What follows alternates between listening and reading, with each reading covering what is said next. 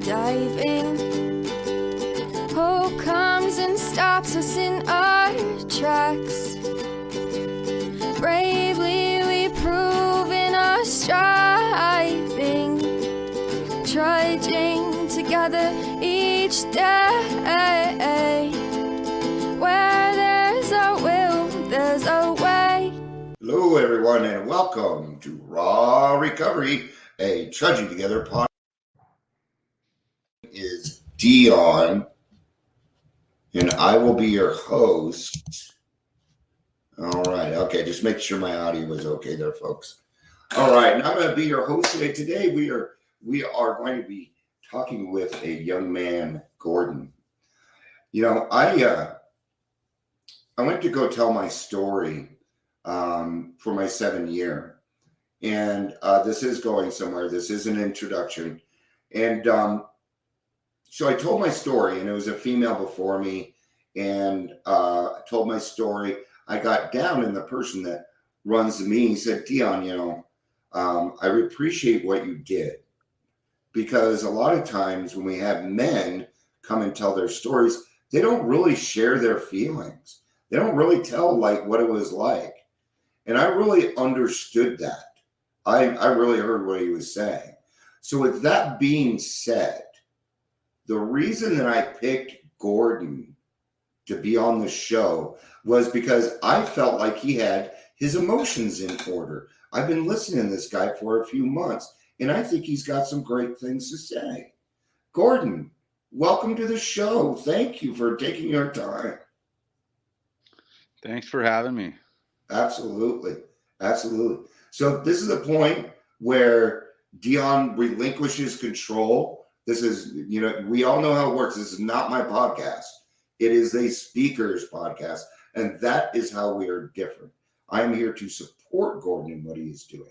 So I'm done running my mouth now. And let's get to the star of the show today, Gordon. Welcome. Good to have you, man. Thank you. Thanks again. Happy to be here. Gordon, a grateful alcoholic. Yeah. I say grateful for a couple of different reasons. People get confused with that, wondering what is he grateful? Sure. I'm grateful because I finally admitted that I was powerless over alcohol. Wow. And figured it out and found this program of AA. Yeah. So for that, I'm grateful. And Absolutely. so I'll move into a little bit of qualifying and let you know how it was, what happened, and what it's like now. Sounds good. So what it comes down to is I started early in life. My dad and my mom and my stepmom were partiers. My dad's an alcoholic. Okay. Mom's an alcoholic addict. My dad wasn't so much an addict, but he did drugs. Okay. Right in front of me from an early age, from when I can pretty much remember. Big time parties, all the time, friends, bottles, beers, smoking weed and whatever else, Yeah. the whole nine. And me and my brother started stealing it. I was 11 years old. He was 12. Yeah. Started snagging my dad's beer and his bud, and you know, so that was the start of it all for me. We were getting loaded while they were getting loaded. Yeah, and so that kind of continued for a while. My dad was honest about it, and he got mad at us about it. Don't steal my stuff. Why are you doing it? Don't do what I do. Do what I say, type of stuff, you know. And yeah, right, Dad. So that continued on. The first time I ever got really wasted, me and my best friend were about 12, 13 years old, drank a bottle of Jaeger between the two of us and smoked a bag of weed.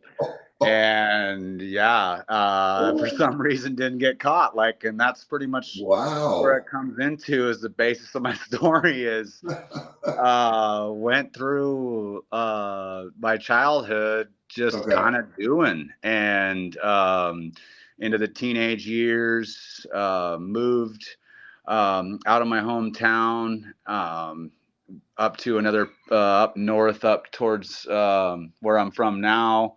Okay. Kept it going all through high school. Started selling and drank the whole time and the whole 9 yards. Never got caught. Never, just. What? And didn't it feel normal? It was so normal. Yeah. We just, because of my like I said, again, it was in my face and my dad didn't lie about it. Yeah. He made it seem okay. He was my hero. And he made it seem okay. Looking back on it now, when I played football and when my coaches would come over, my dad would have to hide stuff and move stuff out. And I was yeah.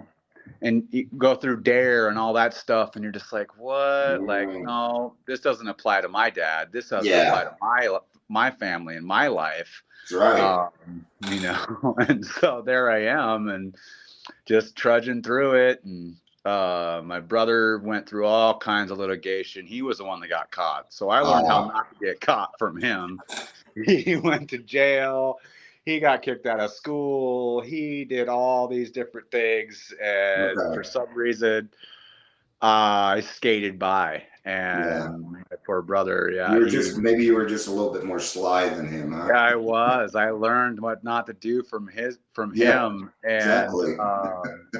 there I was. And so I never, I was actually the only one in my family that graduated high school. Whoa. In my entire family. Yeah. And I made it a total mission of mine. I actually almost got kicked out in 9th grade for a little baggie that was rolled up in my wallet that that was should have, but there was nothing in it. He suspended me for some reason, and then I went back. My dad told me not to go back. He said, I don't give a shit. You don't have to graduate. You don't have to do this. Screw that school. He was an alcoholic. His brain was twisted by drugs and alcohol. And and so I was like, no, I'm doing it. And so I was the only one that graduated. I actually graduated with a really high grade point average. Sure. And super smart. And I just kept doing, just kept going, kept drinking, kept smoking. Moved in with my brother right after high school. Met my wife. She was a cute little girl, came over to my brother's house where we were at. And I sold her some drugs the very first time I ever met her. And we had some drinks, and she was 16 and I was 18. Ooh, okay. Super early. For some reason, we made it together. Moved out of the hometown that we were in. Got good jobs right out of the gate. I went into construction. She was a computer girl, and she was kicking ass. I was kicking ass. I made construction foreman, project manager at 24 years old. Wow, project manager. And it was like a let me back up for just a second. So I right before we moved out of our hometown, I got my DUI. I've only had one DUI, but for some reason, I was 21. I made a mistake, was drinking full bottle, kind of went into the heavy drinking. I was every kind of drinker. I was a moderate drinker. I was a heavy drinker, binge drinker. Everything. The only time I was a moderate drinker was when I was a kid, though. I figured that out. Then I moved to heavy. Got my DUI, got over that, figured that out, not to get caught anymore. Started driving rigs that were better, and moved out of town because our town is really high for people getting in trouble, and so moved down south a little ways to a bigger area, not too awful far away from the family, but still got out of town. Got good jobs, bought a house together, bought cars, bought boats, doing really good. Still drinking, still doing drugs. It was an everyday thing for me. Every day I would drink, every day, morning, noon, and nights. Not drinking, but smoking weed and stuff like that every day. you know, and that was kind of my life. Then we got married. Um, yeah, just the party continued. It was the norm. Never got caught again. We just kind of went through it all, Mm, skated many times, got pulled over many times, should have gotten caught drinking and driving, should have, you know, wow. been in trouble many times. And then, you know, like I said, so we were what was known by our friends as dinks, dual income, no kids. We didn't want to Okay. have kids. Everybody else was, you know, 3 kids deep by accident, going through their Okay. trials and tribulations. Everybody that we knew, doing their thing, and there we were, just kind of killing it and doing Yeah. our thing, and it was good. It was a good life. I thought it was normal to be like this. It was chill for me. I never started drink. I drank after work or after the gym or, you know, at Yeah. nighttime. I was able to take days off here and there too, just because Yeah. I had a hangover or anything like that, you know. And we So kind of you were very highly functional. very high functioning, Yeah. very Really high high. functioning. I I ended up kind of the good job that I had at the time, which was project manager of a reputable company, high end job. They were going to start drug testing, and Ah. they didn't want people that drank at their company, and Ah. so it kind of fizzled out. I got snippy. There was like the next day they were going to start drug testing, and I told my supervisor to get bent, and Yeah. I never I got fired from, I've been fired from every job that I've ever had, pretty Okay. much. It wasn't because directly of drugs and alcohol, but it Yeah. was because of the way my mind was twisted Yeah. from drugs and Yeah. alcohol. Your behavior Um, was just, my it be wasn't acceptable. Exactly. I wasn't going to let anybody tell me what to do. Yeah. That I'm sounds this, like your I'm that. dad. Right. Exactly. And you know, I'm a high functioning alcoholic. I'm Hmm. a high functioning drug addict. I'm not going to have anybody telling me what to do. Here I am. Yeah. Take me as you get me. And I was good at my job. I was good at what I do, and I had a silver tongue, and I had a lot of good math skills and stuff like that, and Yeah. all the skills that it took to run big high end projects and do what I did. Yeah. And so that kind of continued on, got a couple other jobs, ended up getting fired from those, Yep. on and on. I got into my 30s, early 30s ish. I had a kind of a weird epiphany about, you know, getting old or something. Yeah. And that's when I decided I wanted to have a kid. Ah. Okay. Right. And so that was kind of the breaking point. You know, my wife was a big time career girl, and she got mad at me. She was in that mode where I'm not staying home with the kid. You know, like Ah. this Yeah. whole thing. Oh, no way. What are you talking about? And so Well, she had ultimately, her career, didn't she? yeah, oh yeah, she was a career girl. She Yeah. was big dog. She was killing it, just like I was. And so, you know, she's not going to set anything down and this and that and the other. And so I said, okay, fine. And kind of threw me into a depression. You know, it's her body. She's the one that's got to ultimately decide. I can't guilt her into it. Otherwise, she's not going to want to Absolutely. be Yeah. there as a mother and all that stuff. So it took a few years. I just kind of went into this depression mode. Yeah. Started drinking more. It's not the reason why I'm an alcoholic, but it's an excuse to drink. Mm. And you know, that's really where it came down to. It was kind of the shift for me. I Okay. remember nights, sitting there just drunk as hell and just, you know, crying into the bottle, if you will, about, Oh yeah. you know, I'm never going to have my kid. I'm never going to have a full life, blah, blah. These stories that I told myself, you know, and so lo and behold, you know, the whole time, that was kind of the catalyst of the end stage, if you will, of the, starting to go down the wrong path with Okay. alcohol. Right. Yeah. I had done hard drugs in my early days, and I Okay. quit all those. Wasn't into that. I just still smoked a lot of weed. Uh-huh. And she so as the couple years later in that part of the story, she finally came around. For some reason, she got the bug. She was getting a little older. It was probably our mid Mm, 30s. yeah. She goes, yeah, okay, I want to have a kid. And I go, oh shit, really? And so there we are. So I actually had to quit smoking and drinking for a Yeah. few weeks to make myself fertile enough so we could try, Yep. because I was so, into the heavy drinking. I was probably around, a pint to a fifth that at that time of Yeah. day, every That's wicked. day. Yeah. That, that's a And good point. I don't think a lot of men understand that alcohol brings down your sperm count drastically, does it yeah. not? Yep, and the weed and And the everything weed, too. yeah. So it was a big thing. So I was like, what's important to me, and so I was able to set it down, and I did. And Wow. we went through the first month, and she didn't get pregnant.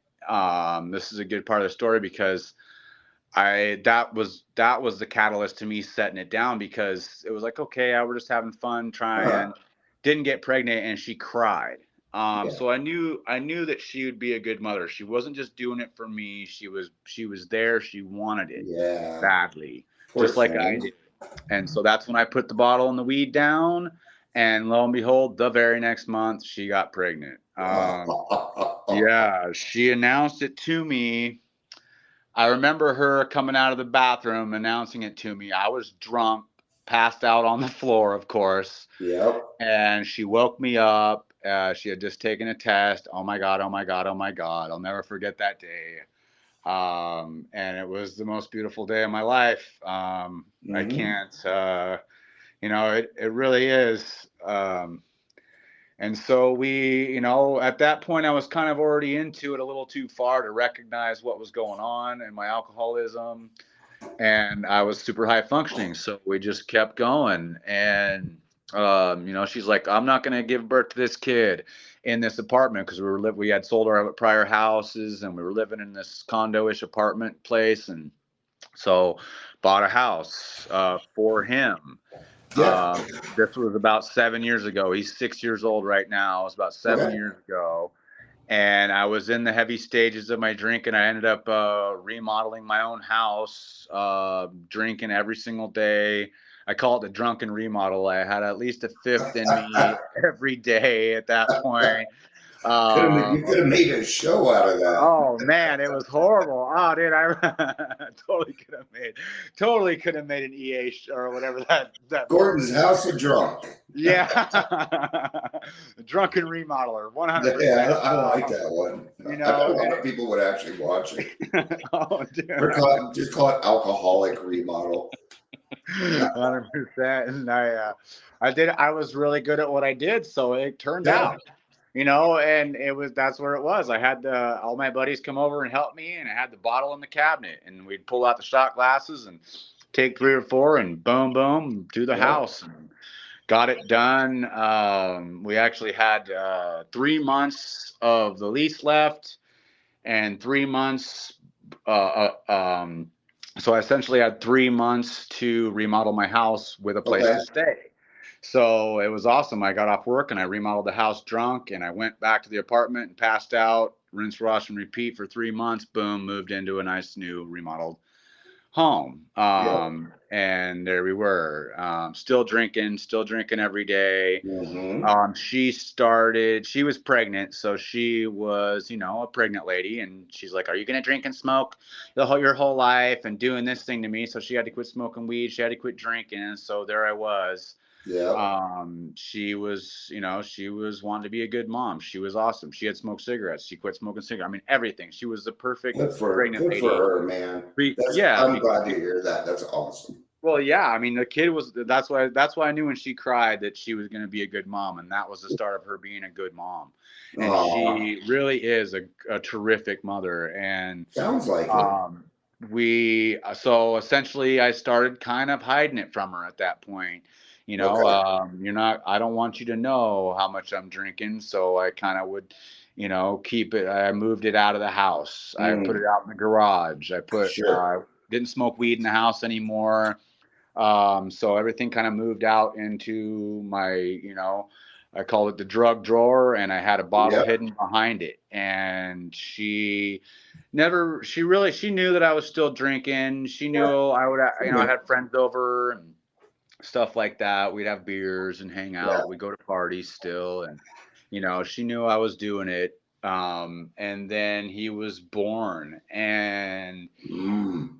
stuff got a little bit stickier after that. He was, I was still high functioning. I still had a job. I still was moving and shaking. And she went back to her. She had 4 months of leave because she had a Oh. killer job, Yep. paid. Still started moving up and then it was right around when he was about 6 months old, went to the morning drinking. So I would Ooh. wake up, slam about eight Yep. to 10 shots of whiskey and go to work. And so that was one of the last jobs that I had. Got Yep. in a fight with my supervisor again. Wasn't having it. He Okay. was not as good as me, blah, blah. Everything was everybody else, Yeah. Uh, that's how we work. That's how we Yeah. function. That's how Um, we keep our excuses going to drink. yeah, Absolutely. yeah. The narcissism was there. Everything was Mhm. there. Me, I was at the forefront of my brain, so I could keep my shit going and doing my thing. And I got fired from that job. Boom. He's about 8 months old. Okay. She was killing it. And so she was at 100, 150 a year by herself. Wow. And so she goes, stay home. It was a weird twist of fate how we lost our babysitter Okay. on that same day that I got fired. It was the Huh. weirdest thing. And she goes, stay home, dad. And I'm all, whoa, Yeah. okay. And that kind of set me off to the races. So there I am in my Yeah. PJs and my slippers with a tiny baby in diapers. So there was no lack of, I was a whiskey guy at first, and Okay. that's where it kind of every day had a bottle. I'd get up really early, hit the gym early because I'm a gym rat. And I got certified as a personal trainer at one point too. So that Not was always surprising.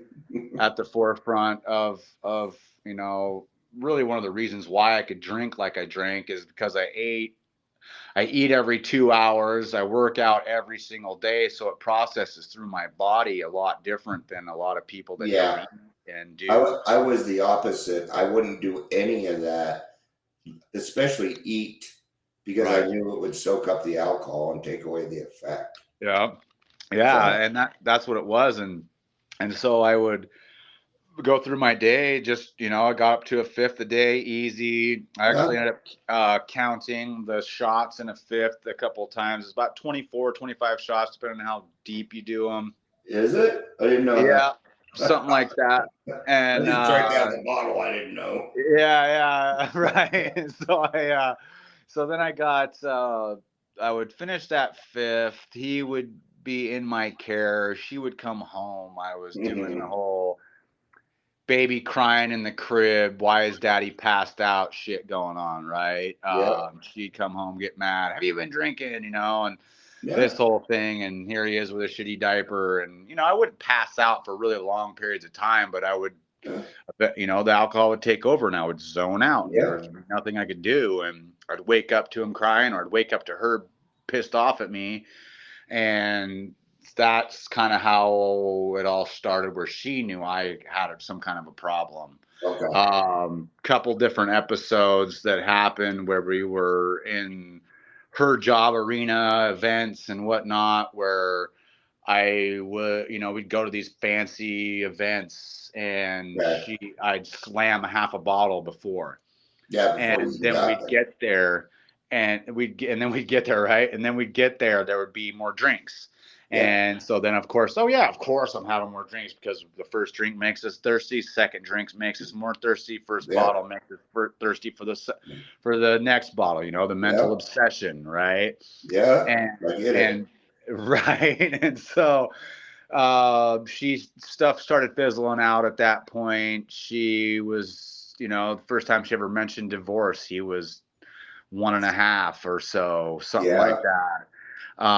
But she didn't go through with it. I would always say, I'm going to stop. I'm going to stop. I'm not going to Yeah. do this anymore. I'm going And to you be meant it good. too. When you I said did. that, you meant it. I promised her 1,000 times that I was going to stop. And I truly Yeah. did. I truly, truly did. And before I knew it, I was, at the grocery store with a Yep. fifth in my hand. Don't even know how I got in that situation. The kid was still a baby, so he didn't see it yet. Right. And then it was hidden in the garage. And so that hiding it went on for, geez, 4 or 5 years, where Okay. it was just, she would recognize it here or there, still want me to drink like a normal person. She's like, why can't we just have beers together? Why can't we do the beer experiment? Why can't we do the wine experiment? Why can't we just be normal people? And Yeah. so I would chug my whiskey out in there, and then I would come in with the beer going inside and be like, oh, cheers, wife. Okay, everything's Yeah. normal. And here Yeah. I am, and there it is. And so I got up into the whole fifth plus another 6-pack, another 12-pack Yep. of beers. And I was at, between 30 and 40 drinks every single day. Yep. Got another job, was functioning again. He started school, so there was room for me to go. We were both working, doing our thing, still carrying on, still getting, to where it would be, the whiskey was smelly. So then I switched to good old vodka, because there's that bullshit about vodka, right? Doesn't smell, right? So it's not even about quality anymore. It's not about anything that I liked or No. taste. It didn't matter taste, nothing. It was the lowest brand of shit vodka That's that was right. at the bottom of the barrel for price. When And you've made it to Skull vodka, oh it's probably God, not gonna dude. quit. And it didn't taste any different to me, at that point. And I was getting up towards where I would finish that vodka bottle in about 4 or 5 hours Yeah. and go back to the store for another one, stand in line, wobbling.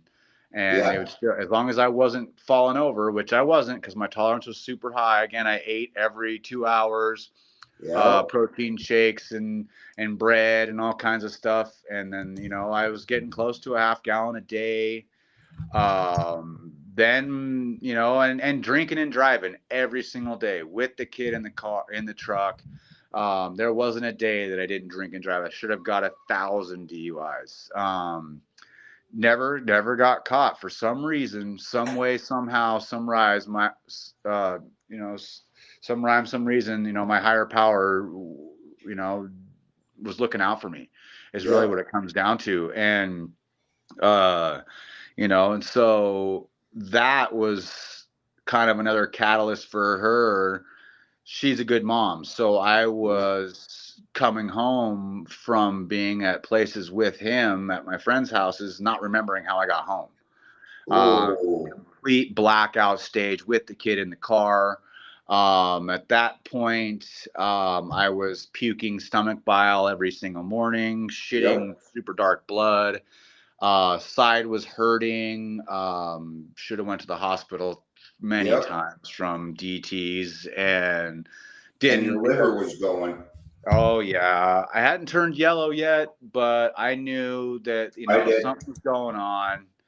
And right, yeah, that's Yeah. the I turned scariest thing I've yellow. ever heard, man, was, all my eyes were yellow and all this shit. I could see, I kind of had like these weird veins in my chest that were kind of Yeah. coming out a little bit too. And it was dark. I knew I needed to stop, and still Yeah. couldn't. Still couldn't, still couldn't, still couldn't. So And what happened to you that made you decide this wasn't a life you wanted to live anymore? bottom line is, it came down to a couple more episodes where Okay. she wanted to move out. And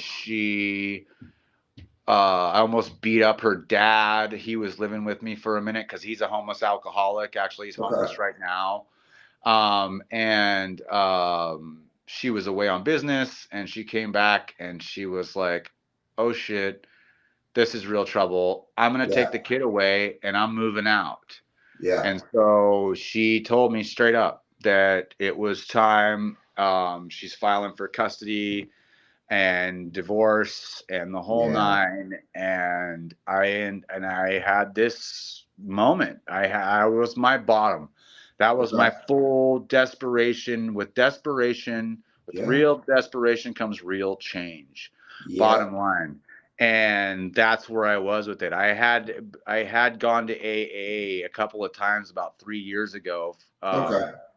And never took it seriously. Didn't know what a big book was. Didn't know what a sponsor was really. I'd heard the Sure. term. And then this was about 6 months ago, where this all happened, where I Okay. was confronted with this. And so I actually went and bought a breathalyzer. Oh, okay. Yeah, I had actually Accountability. right. Well, I had been introduced. So here, this back up just for a second. I actually got introduced to my sponsor from a friend that was an alcoholic, a friend from high school. It Oh, was okay. friends from both of us. Yeah. He found he was an alcoholic or is an alcoholic, and he told me about this guy. Hey, call this guy. He can help you. So I relapsed on him. I met him about a year or so ago. Relapsed on him about 4 or 5 times. Didn't take it seriously. Didn't dive into it. Didn't listen to what he said. Yeah. The whole nine. So there I was relapsing, having more episodes, on and on and on. Gave up on him. Went through this last bad spell where she was going to take the kid, and then I bought the breathalyzer, and that was Yeah. really a way that I could prove to her, because I had lied to her for so long, so many Yeah. times, Yeah. and I could prove to her that I was, not drinking right in front of her face, blow into it. There's no way that you can, do this without it. And so I had that thing, told my sponsor about it. He's all, that's not going to work. He's all, you'll figure it out, or you'll not do it one day, or something like that. That is not the end all be all. This program is the end That's all be true. all. Yeah. And It's a he good would, start, though. and so I white knuckled it with this freaking breathalyzer for 2 months. Yeah. And I was still smoking a lot of weed. I kind of substituted the weed and the dabs, is what they're called, the Yeah. really, really potent, processed marijuana. Especially dabbing. Dabbing is Oh, dude.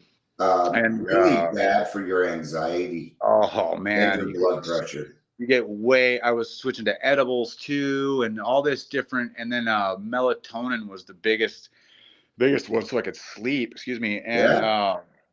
I OD'd on melatonin, is what it comes down to at the end of the was the other big catalyst for me. I was Okay. dry drunk, not getting the treatment, not diving into the program, didn't care about that, just blowing into my breathalyzer, smoking, and doing the melatonin. I OD'd on melatonin, put myself into a mini coma, couldn't wake up, Yeah. I didn't know sleepwalking. melatonin could do that. Yeah. Well, I was taking it like Skittles. I probably down a quarter bottle of Okay. All melatonin. right. Yeah, it wasn't a couple. It was, oh, this helps me sleep, my anxiety, this, Yeah. that, and the So, other. So the yeah, weed would so cause the alcoholic anxiety. thinking if one works well, then five will be better. I got it. Exact. Okay. Oh, yeah, big time. And I was down to 15. I'd wake up from taking 5 or 10 and then take more in the middle of the night. Yeah. Right. And so I started sleepwalking. I scared the Yeah. living shit out of my kid. Was throwing shit, doing weird, just super weird episode. Came down to, you can't scare somebody straight, but I got Yeah. scared back into AA. Yeah. It was about 4 months ago. I actually have 2 sober dates now. So it was about 4 months ago. I threw away all of my weed, cleaned out all of my drug Wow. war Good for you. Yeah, chucked it all in the trash, chucked all the melatonin in the trash. And that was that. I called my sponsor that night and I said, Uh-huh. "Hey, this happened." And he's like, "Yep." And he was one of those guys, never gave Sounds up like he on was me. waiting for that. He was waiting. He knew it. He never gave up on me. But Yeah. he was just waiting. You know what? Sometimes we got to go out and do more research, is the way he told me. You know what? You think you can handle life? You think you can do this untreated? You go for it and let me know how it goes. And statistically, there's probably 0.5% of people that could dry drunk it their whole lives, and Yeah. probably not even that good. I know I'm not one of them. I know Right. that. Yeah. Right. And so there I was, and boom, I said I've had enough, and I am willing to go to any lengths to recover from alcoholism. Yeah. What it came down to. Wrote that in the front of the book. Off to the races we went. Took it Nice. seriously. Dove in 2 feet head first into the deep end, whatever you want to call it. Blasted through the steps. In about 25 days, 30 days, I was through it. Done Wow. with it. Yeah, I was making my amends. He was coaching me through my amends on like day 30, and I was already living 10, 11, and 12 every day. Was on Zoom, finding Zoom meetings and doing all of it, discovering things about myself that I didn't even know, acting like I had no fears, acting like I had, no resentments, acting like I had no defects, and, ended up started, praying to my higher power. My higher power ended up being, he's like, don't worry about that. Don't get hung up on step 2. Your higher power, if it will come to you. Yeah. And it ended up coming to me in the form of a couple different forms, which was the allergy, the science of it all. Okay. The fact that we are different. We do not metabolize alcohol the same way as normal Correct.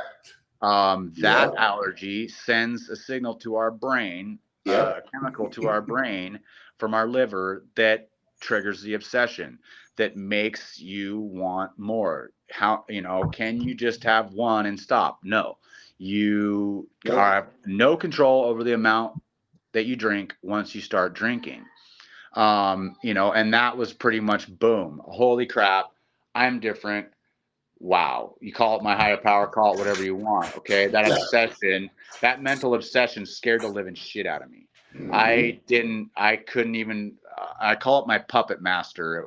It's your puppet master. It sticks his hand up your butt, tells your brain what to do, controls your hands, controls your feet, controls the key going into the truck to go back to the store to get more when you're already drunk. Everything. Reasoning, doubt, fears.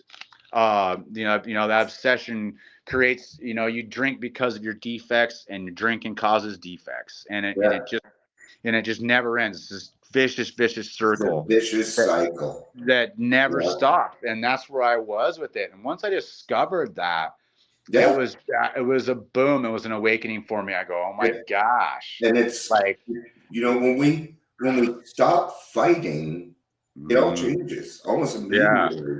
Yeah. Because we're no longer having to defend ourselves and do all this extra stuff. Yeah. I mean, Bill Wilson referred to us as children of the darkness. And that's what it was. It was true darkness for me. Yeah. And, I did, whenever he had me write down the 10 craziest things I ever did. And he goes, I told him, and he goes, you forgot one. He goes, you took another drink when you were sober thinking you can control it. That was the craziest thing you ever did. Yeah, that's a crazy thing to do. And I did it many times. And I go, oh, shit. And sounds like your sponsor, and I'm glad for it, that he really pounded into your brain that you're a hopeless alcoholic, and you needed that because you were such a high-functioning alcoholic. Exactly. High-functioning alcoholics are harder to get through to. So he had to kind of do some chipping away to get at you there. Yeah. What a great sponsor. You have a great sponsor. He's phenomenal. I owe my life to him. I owe my life to this program. I owe my life to him. I refer to him as a general. It's a good analogy. that I came up with on my own was, you go to war, right? Your general's a hard ass. Your general's going to tell you how it is. He's going to teach you. He's going to teach you how to climb that rope to get out of that bunker, to get out of that foxhole, right? Yeah. And that's what it was. You move out of that foxhole, you do something that I didn't tell you to do, or you doubt me, you're going to step on a landmine, which is alcohol, and you're going to go back out, and you're to drink is to die. At this level, at end stage 3, end stage, boom, you are psychotic alcoholic. You are insane. And if, bottom line is that at the end of that war, when you survive that war, he's not your friend. It goes way beyond friend. He saved your life. The brotherhood. Brotherhood. That's why, that's why I refer to it as that, and I am the foot soldier, and all my, he calls them road dogs, and all of my brothers that are there with me that I call all the time, we're foot soldiers, and he is a general. And bottom line is that now I owe my life to this guy, and I'm a prodigy of him. He trains sponsors. He sponsors sponsors. So now I had this, about 2 months into it all, I had my second higher power came to me in the fact that whatever was looking out for me isn't done with me yet. And I get to do step 12. I get to give back and help teach and drag and throw people a rope and teach them how to climb that rope out of that dark ass hole that they're in, and be able to truly help change the negativity in this world for the better, restore families, restore jobs, save people's lives. It's huge. And lo and behold, I tried. One of my friends from high school, a year younger than me, I'm 43 years old. Okay. He's a year younger than me. He was in liver failure stage. He was full on getting his stomach pumped, needed a liver. They took him off the transplant list because he could not quit drinking. If you drink, they won't give you a drink. It had a hold on him. It was one of my wife's friends as well. And she couldn't understand it. I created an Al-Anon. She's a full-on Al-Anon, doesn't understand it. And I was like, you gotta realize this wasn't him. Yeah. He had no control of what he was doing. He'd go to the hospital, get his stomach pumped, and go buy a bottle and drink it. Yeah. And they're telling him, you're gonna die in 6 months. You're gonna die. And so beyond human aid and beyond. Yeah. And those are the tough ones, man. Oh, dude, it had him.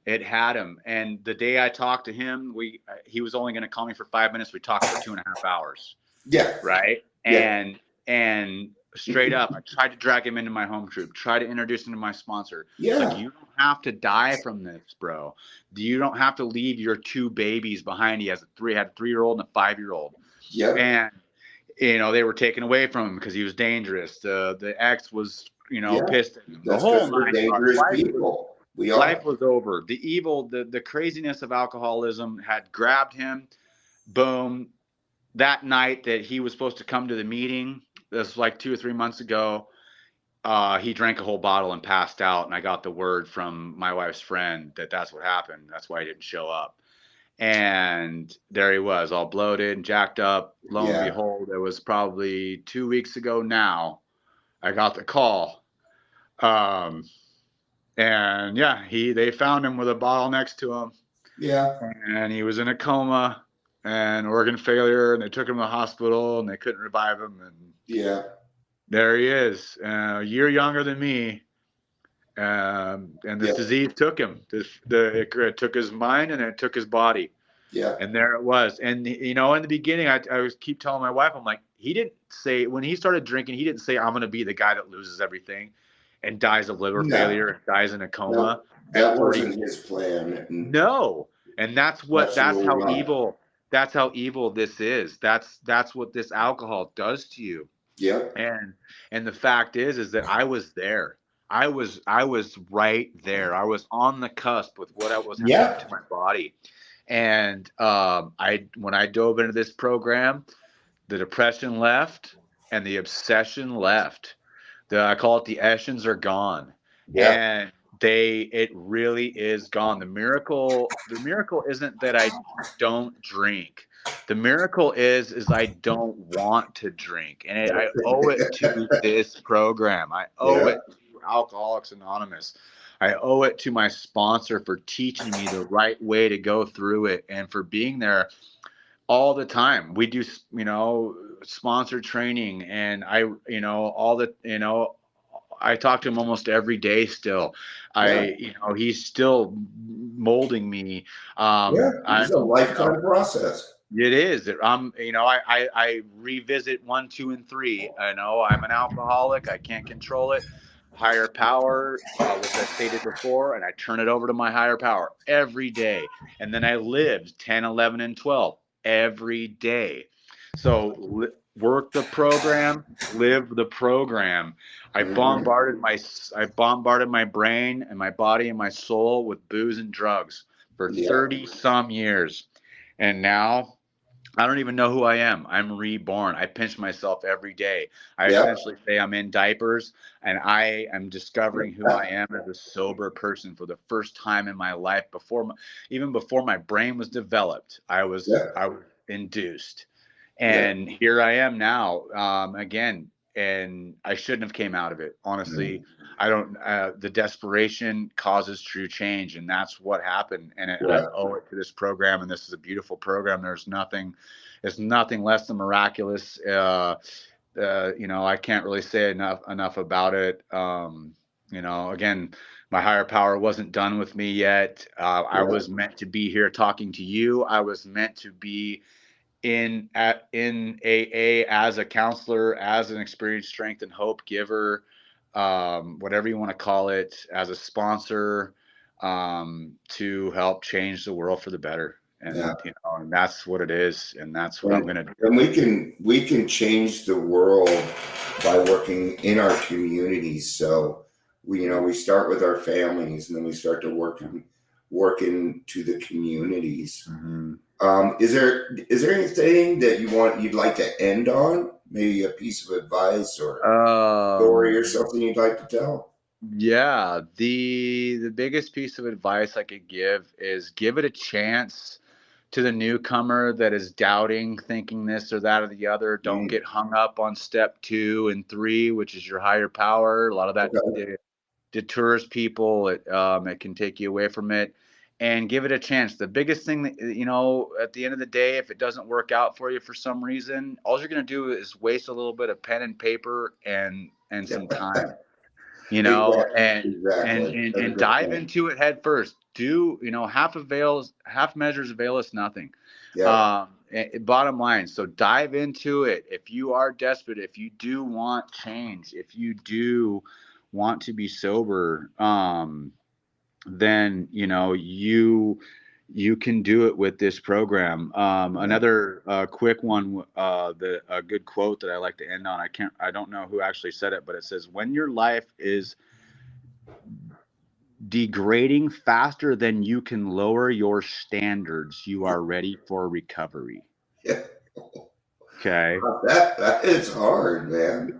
It really does. It's one of those ones where it hurts a little because it's true. And I've got lots more of those quotes. I'd rather go through life admitting I'm an alcoholic than go through drunk, ruining my life. There's lots and lots of different things that I've, and it's been a short amount of time for me. Like I said, I pinch myself all the time. Get sober by working the steps, stay sober by doing step 12, passing it on as freely as it was given to you, and that's it. And that's the beautiful of this program. It's not paid. We pay it forward. We give it back. And that's really what makes it so we're potent. the ultimate pay it forward program. Absolutely. And so, and that's really what for me, that's what happened. And it really has changed my life. That's fantastic. And I'm a different person because of it as well. I'll end on that too. Is that I'm a child of light. I'm gonna tell you, I like the person you turned into.